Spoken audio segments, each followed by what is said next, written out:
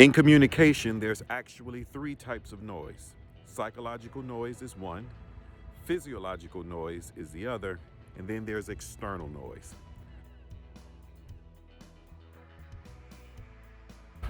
When I was a kid, my dad was a foreman for a shipbuilding company.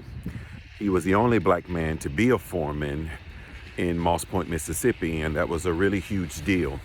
And he had to deal with a lot of things on his job that caused him a lot of stress and anxiety.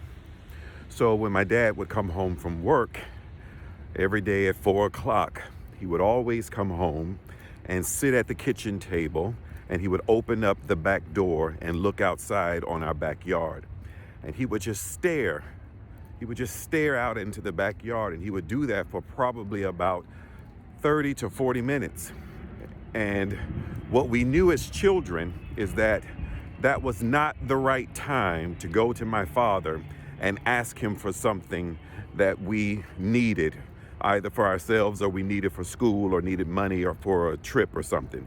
We knew that that was not the appropriate time to go and talk to him, because my father psychologically in his mind was really not able to fully hear us at that particular moment.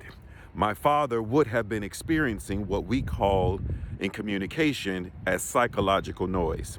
Psychological noise is when something in your mind is so distracting that it prohibits you from being able to hear the other person who's trying to communicate with you.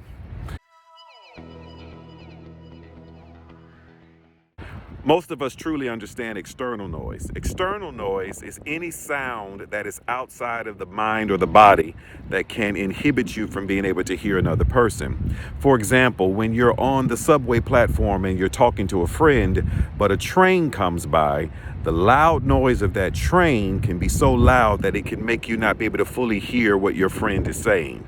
The sound of that train is an example of external noise.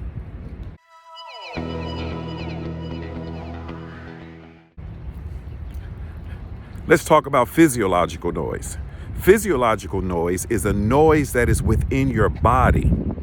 It is some type of pain or pleasure in your body that is inhibiting you from being able to fully hear another person. Let's say that your mom is trying to tell you to come do something, but your sibling is tickling you at that time. Because they're tickling you and making you laugh, that physiological noise is going to make it hard for you to hear what your mother is saying. Or let's say you have a bad toothache and you're sitting in class and the teacher is talking about the lecture for the day. Well, that toothache can hurt so much that it can make it very difficult for you to be able to concentrate and listen and hear what the teacher is saying. That toothache is a pain inside your body.